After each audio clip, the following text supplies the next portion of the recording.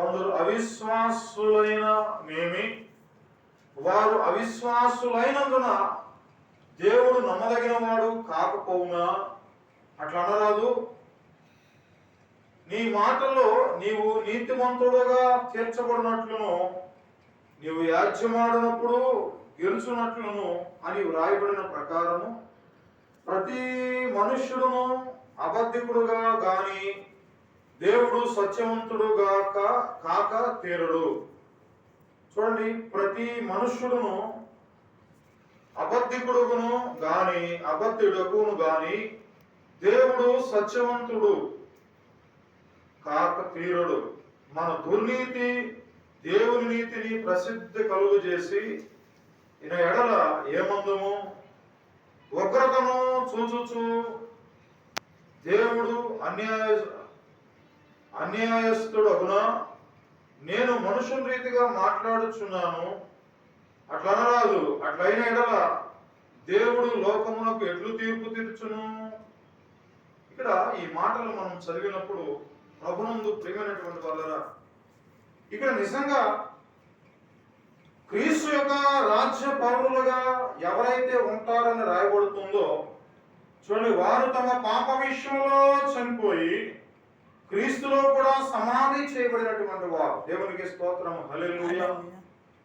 ఏమండి, ఇక్కడ రాయబడుతున్నటువంటి మాటలు మనం చదివినప్పుడు వారు తమ పాప విషయంలో ఏమైపోవాలట?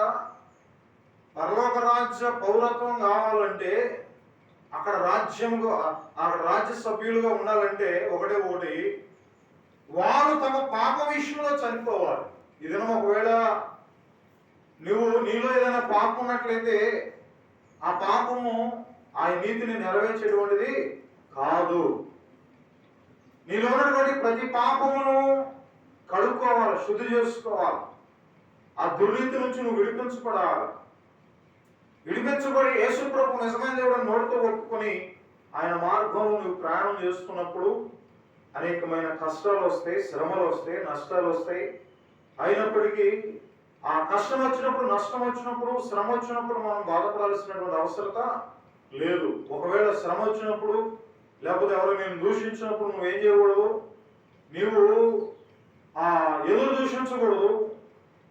నీవు ప్రభు యొక్క ఆయన స్వభావం నువ్వు ధరించుకున్నప్పుడు నువ్వు తగ్గించుకోవాలి. తను తగ్గించుకున్నవాడు హెచ్చించబడిన వాడు తగ్గించబడు. నిజంగా క్రీస్తు రాజ్య పౌరులు ఎవరై అంటే చచ్చిపోవాలి. ప్రభువులోకి వచ్చాక చచ్చిపోవడం అంతే, సమస్య లేదు. ఇక అంటే అర్థం ఏంటంటే మనం ఇక మనలో అహంకారం ఉండటానికి వీల్లేదు, మనలో ఎలాంటి అతిశయం ఉండటానికి వీల్లేదు, మనలో ఎలాంటి గర్వం ఉండటానికి వీల్లేదు.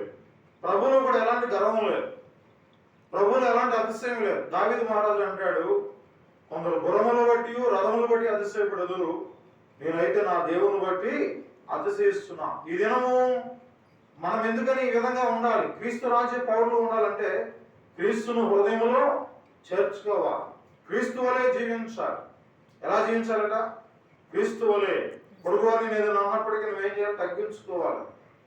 ఏదైనా వారు నేను అన్నప్పుడు నువ్వు జీవనం తోడే, నువ్వు మోకాలేసి కన్నీరు కాచి ప్రార్థన చేయాలి. ప్రభువా, నాకు ఈ శోధన వచ్చింది, శ్రమ వచ్చింది, వాటన్నిటి నుంచి నువ్వు విడుదల చేయ ప్రభువా అని మనం ప్రతి భారమును ఆయనకు అప్పచెప్పాలి. ప్రతి సమస్యను మనం దేవునికి అప్పచెప్పినప్పుడు ఆయన నమ్మదగిన వాడు. ఏమంటే ఎలాంటి వాడంటే ఆయన నమ్మదగినటువంటి దేవుడు, మన ప్రార్థన ఆలకించేటువంటి వాడు. మనం ఏదైతే చేయాలనుకుంటున్నాడో దాన్ని తప్పనిసరిగా ఆయన చేయగలిగినటువంటి దేవుడు, చేసే దేవుడు, అందులో సందేహము లేదు. కనుక ఇక్కడ ఈ రోమన్ రాసిన పత్రికలో మొట్టమొదటి మనం చదివినప్పుడు అట్లయితే యూదునికి కలిగిన గొప్పతనం ఏమి, సున్నతి వలన ప్రయోజనం ఏమి? ప్రతి విషయమునందు అధికమే. మొదటిది, దేవోక్తులు యూదులు వరము చేయబడను. కొందరు అవిశ్వాసులేనేమి, చూడండి, కొందరు విశ్వాసము లేని వారేమి. తర్వాత ఏమంటాడంటే వారు అవిశ్వాసులైనందున దేవుడు నమ్మదగిన వాడు. వాడు అవిశ్వాసులైనప్పటికీ దేవుడు ఎలాంటి వాడట?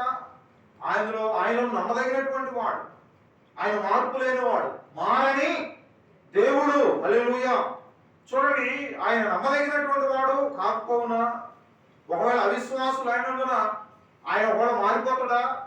ఆయన మారినటువంటి దేవుడు. అక్కడ ఏమో రాయబడుతుంది, ఆయన నమ్మదగినటువంటిది వాడు కాకపోవునా అట్లా దయచేసి ఒకవేళ అంటావేమో, ఏమండి నువ్వు అవిశ్వాసం నుండి దేవుని ఒకవేళ దూషిస్తావేమో, ఏమండి ఆయన నమ్మదగినటువంటి వాడు ఒకవేళ కాడేమో అని అనుకుంటావేమో, ఒకవేళ దయచేసి అలా అంటావేమో, ఎవరి కాల సమయంలో నీవు అని అంటడానికి వీలు లేదు. అట్లా రాదు. ఏమని నీ మాటల్లో నీవు నీతిమంతుడుగా తీర్చబడినట్లయినా నీవు వ్యాజ్యమాడినప్పుడు గెలుచున్నట్లు అని వ్రాయబడిన ప్రకారం. ఏమండి ఏమన్నాడు ఇక్కడ? ఈ మాటల్లో నీవు నీతిమంతుడుగా తీర్చబడినట్లును, నువ్వు మాట్లాడే ప్రతి మాటలో నీతిమంతుడిగా తీర్చబడినట్లుగా ఉన్నట్లయితే నీ వ్యాజ్యమాడినట్లు గెలుస్తావు ప్రతి విషయంలో. అంటే ఇక్కడ ఏం చేయబడుతుందంటే నమ్మకము కలిగి ఉండాలి. దేవుని విషయంలో ఎలా ఉండాలట? నమ్మకత్వం కలిగి ఉండాలి. ఆయన నమ్మదగినటువంటి వాడు, అత్యంత కృపగలిగినటువంటి వాడు. ఏమండి కనుక చూడండి, క్రీస్తు రాజ్య పౌరులు ఎవరంటే వారు తమ పాప విషయములలో చనిపోయి క్రీస్తులో కూడా సమాధి చేయబడినటువంటి వారు. ఎవరు ఎలాంటి వారంట? క్రీస్తు ఏ విధంగా సమాధి చేయబడ్డాడు అలాగే మనము కూడా సమాధి చేయబడాలి. అంటే ప్రతి విషయంలో మనం ఎలాంటి అతిశయంతో కూడినటువంటి అనుభవాలు ఉండకూడదు. ఒకవేళ ఏదైనా ఉందంటే అది ప్రభు గురించినటువంటి అంశమే ఉండాలి, కానీ నీవు లోక ప్రకారంగా దేనిని బట్టి నువ్వు అతిశయపడడానికి వీల్లేదు.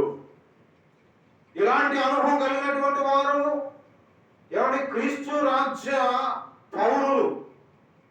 ఆయన క్రీస్తు రాజ్యం ఎక్కడంటే అది పరలోక రాజ్యం. అది ఇహలోక సంబంధమైంది కాదు. అది ఎక్కడుందంటే అది పరలోకము. ఆ శాశ్వతమైనటువంటి ఆ పరలోక రాజ్యానికి వెళ్ళాలంటే మనము సమస్త విషయంలో ఆయన నమ్మదగినటువంటి వాడిని గ్రహించి ఆయనలో సమస్తము నెరవేర్చబడినటువంటి ఆలోచన కలిగి మనం ఆయన వైపు ముందుకు ప్రయాణం చేస్తూ ఉండాలి. హల్లెలూయా. చూడండి, ఆ కనుక ఇంకొక మాటను జ్ఞాపకం చేసుకున్నప్పుడు పేతురు రాసిన పత్రిక బైబిల్ గ్రంథంలో రాయబడుతుంది. చూడండి, పేతురు రాసిన పత్రిక 1 పేతురు 2వ అధ్యాయం 24వ వచనం చదివినప్పుడు, 1 పేతురు 2వ అధ్యాయం 24వ వచనం రాయబడుతున్నటువంటి మాటలు చదివినప్పుడు, మనము పాపము విషయమై చనిపోయి నిజంగా ఆయన రాజ్య క్రీస్తు రాజ్యం యొక్క పౌరులు ఎవరంటే అక్కడ రాయబడుతున్నటువంటి మాట ఏంటంటే 24వ వచనంలో రాయబడుతున్నటువంటి మాట, మనము పాపం విషయమై చనిపోయి నీతి విషయమై జీవించున్నట్లు. మనం ఏ విషయంలో చనిపోవాలట? పాపంలో చనిపోవాలి. పాపం అంటే అర్థం ఏంటంటే ఆజ్ఞాతిక్రమమే పాపం. ఒకటి దేవుని సన్నిధికి రాకపోవడం, ఆయన మందిరంలో మరి ఆయన సన్నిధిని ప్రేమించకపోవడం, ధర్మశాస్త్రం చదవకపోవడం, ఏమని ప్రార్థన చేయకపోవడం, ఇవన్నీ కూడా పాపమే. కనుక ప్రభు అంటాడు పాప విషయం ఏమవ్వాలంటే చనిపోవాలి. ఇక మనలో పాపం ఉండడానికి లేదండి. ఈ కడవల దినాలు, దుర్దినాలు, భయంకర దినాల్లో సాధ్యమైనంత వరకు మనలో ఎలాంటి దోషము పాపము లేకుండా ఈ కడవల దినాల్లో జీవించాలని లేఖనాలు సెలవిస్తున్నాయి. అలాంటి వారికే ఏ రాజ్యం? అది క్రీస్తు యొక్క రాజ్యమునికి వారసులం, పౌరులం. చూడండి, కలవతలేబడుతున్నటువంటి మాట, జీవించినట్లు ఆయన తానే తన శరీరమందు మన పాపములను మ్రాను మీద మోసుకొనేను. ఆయన పొందినటువంటి గాయముల చేత మీరు స్వస్థత పొందితిరి. మీరు గొర్రెల వలె దారి తప్పితిరి గాని ఇప్పుడు మీ ఆత్మల కాపరియు అధ్యక్షుడైన ఆయన వైపుకు మళ్ళీ ఉన్నారు. దేవునికి స్తోత్రం. హల్లెలూయా. చూడండి, ఆయన ఎలాంటి వాడు? మనము